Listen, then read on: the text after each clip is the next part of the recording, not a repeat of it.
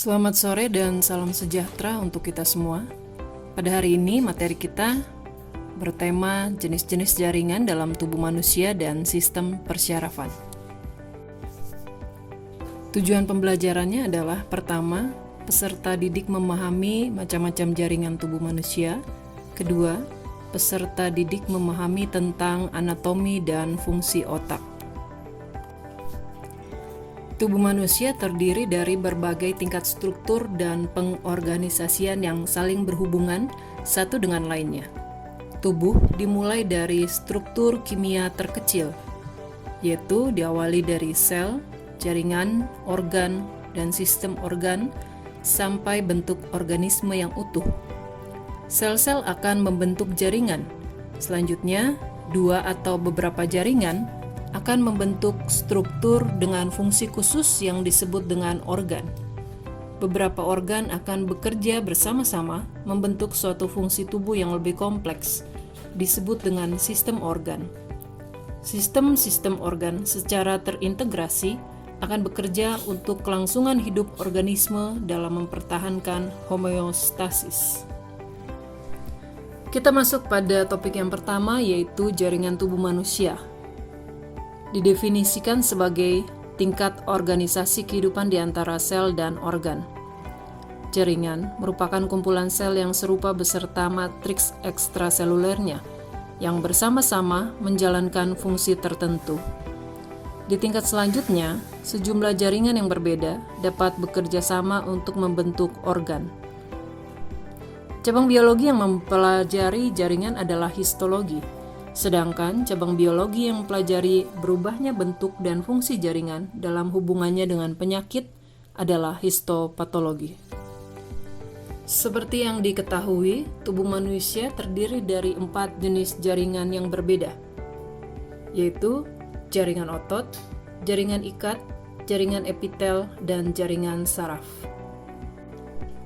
Jaringan otot adalah jaringan lunak pada tubuh yang membantu mengendalikan pergerakan tubuh. Jaringan otot terdiri dari sel-sel yang dapat memanjang dan membesar, elastis dan berserat, yang dapat berkontraksi, sehingga dapat membuat desakan pada otot untuk bergerak.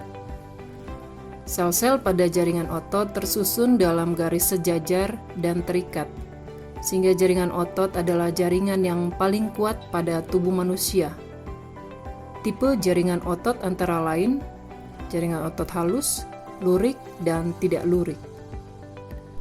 Jaringan epitel diperuntukkan pada fungsi sekresi, penyerapan selektif, proteksi, transport transseluler, dan perasa. Sel ini berbentuk rata atau gepeng dan berbentuk kubus atau kolom. Terdapat di organ esofagus, paru-paru, ginjal, dan saluran cerna. Jaringan epitel merupakan pelindung bagi tubuh yang paling baik. Jaringan ikat. Seperti namanya, jaringan ikat berperan dalam memberikan dukungan atau support dan menahan bagian-bagian tubuh agar tetap terikat bersama. Jaringan ini mengisi ruang kosong di antara organ. Struktur dari jaringan ikat adalah sel dan matriks ekstraseluler, di mana sel terdiri atas struktural, imunologik, pertahanan, dan penyimpanan energi. Sementara matriks ekstraseluler adalah substansi dasar dan serat protein. Jenis serat dari jaringan ikat adalah adiposa, yaitu untuk mengikat lemak, serat kolagen yang menyusun tendon dan ligamen, kartilago dan tulang, meliputi jaringan dan sumsum tulang, embrio, yaitu mesenkim dan lendir. Terakhir adalah jaringan saraf. Jaringan saraf manusia ditemukan di dalam sistem saraf dan terbuat dari sel-sel khusus yang unik. Seperti arus listrik, sistem saraf menghantarkan signal saraf ke saraf-saraf tulang belakang dan otak.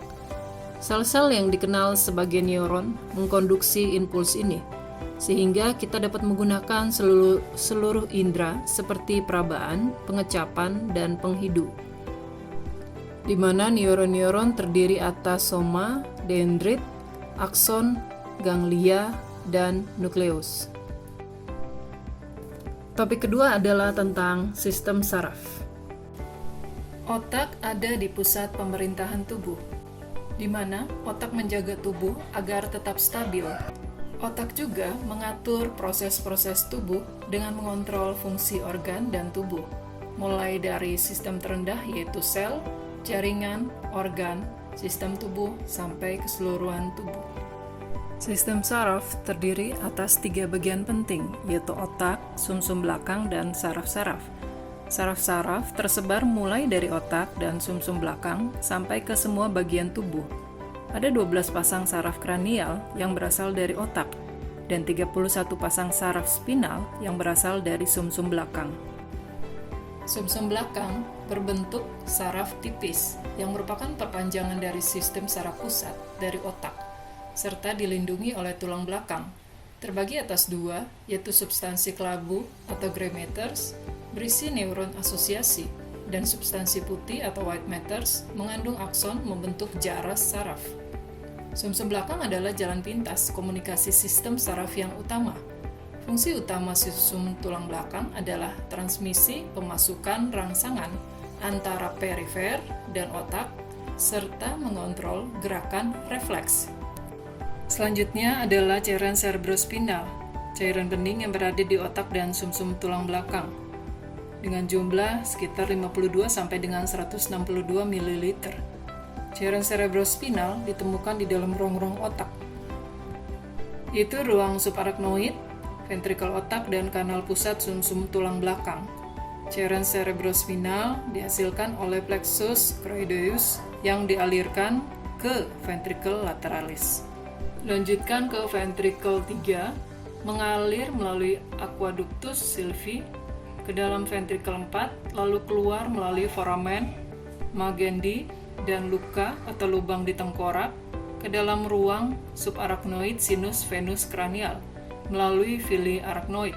Villi ini merupakan berkas pia arachnoid yang menembus diameter. Fungsi cairan cerebrospinal adalah di mana fungsi utamanya yaitu untuk melindungi sistem saraf pusat yang terdiri dari otak dan sumsum tulang belakang dari trauma berupa tekanan atau benturan di luar.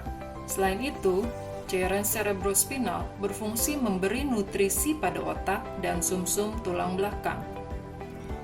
Kestabilan tekanan intrakranial sangat dipengaruhi oleh cairan cerebrospinal, otak, dan darah. Berikut ini merupakan anatomi dari neuron.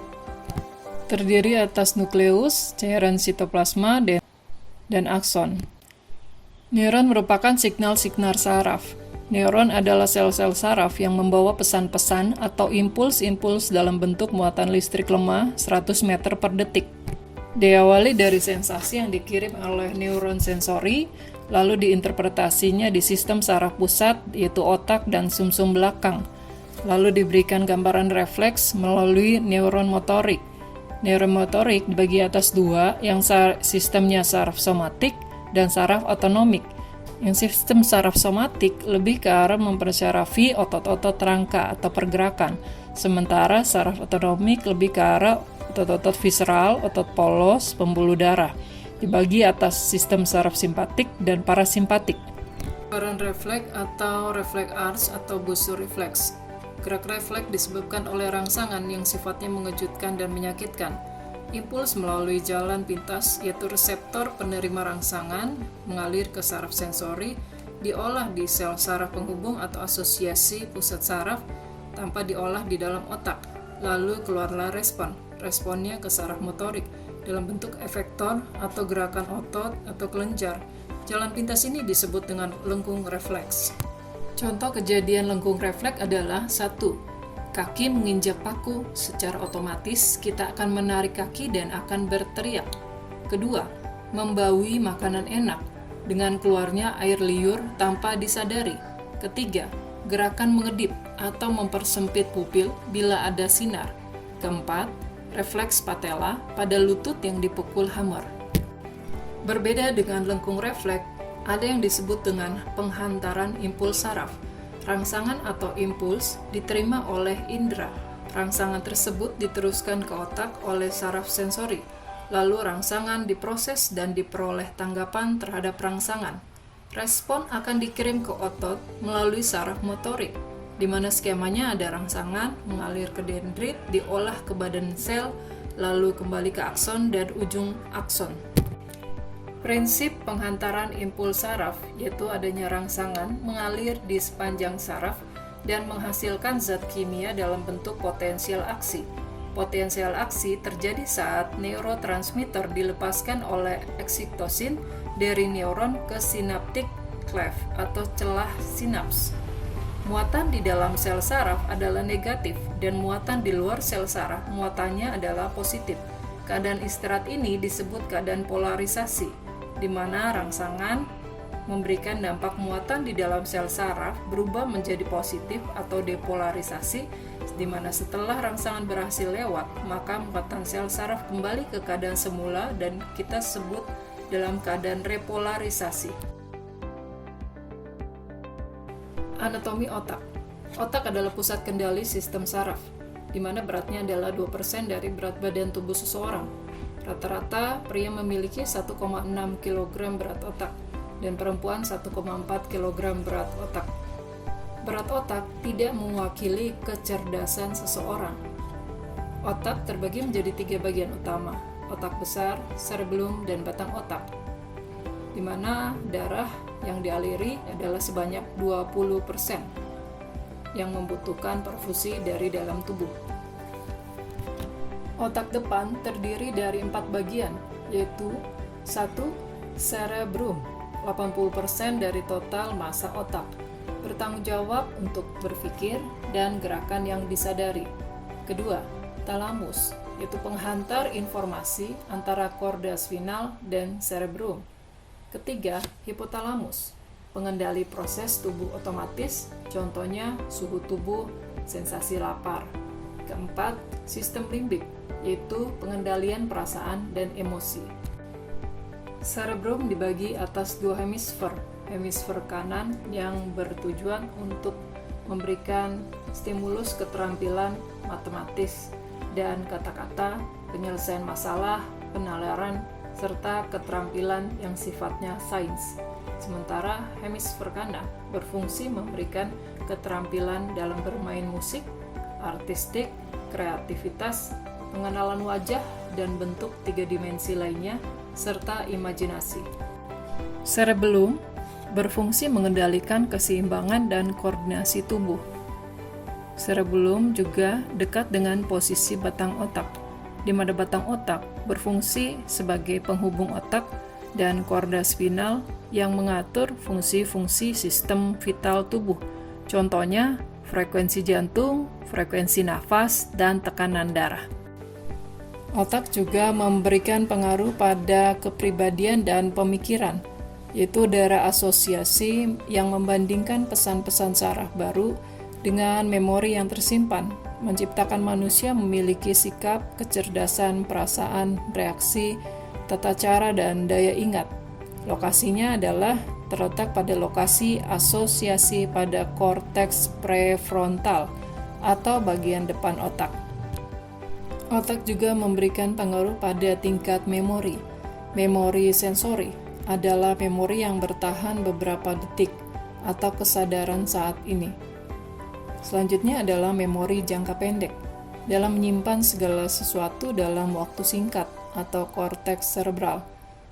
Terakhir adalah memori jangka panjang, dapat diingat sampai seumur hidup, karena tersimpan secara signifikan atau terlatih berulang-ulang.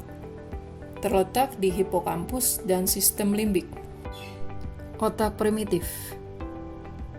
Pengalaman dan perasaan yang terjadi sesaat dihasilkan oleh sistem limbik. Otak primitif masuk dalam sistem limbik, di mana terdiri atas hipotalamus, hipokampus, amigdala, dan korteks limbiks. Berfungsi mengendalikan perilaku tidak sadar dan insting yang memberi kita emosi dan membantu bertahan hidup, seperti rasa takut, marah, bahagia, cinta, dan seterusnya. Diawali dari adanya respon dari panca indera, dilanjutkan ke cerebrum, lalu diasosiasi dalam bentuk sensasi, pikiran, dan perasaan manusia. Persyarafan juga memberikan fungsi pada keseimbangan dan koordinasi. Diawali dari gambaran panca indera yang memberikan aliran persyarafan ke cerebellum, lalu memberikan respon di otot tubuh sehingga menghasilkan keseimbangan.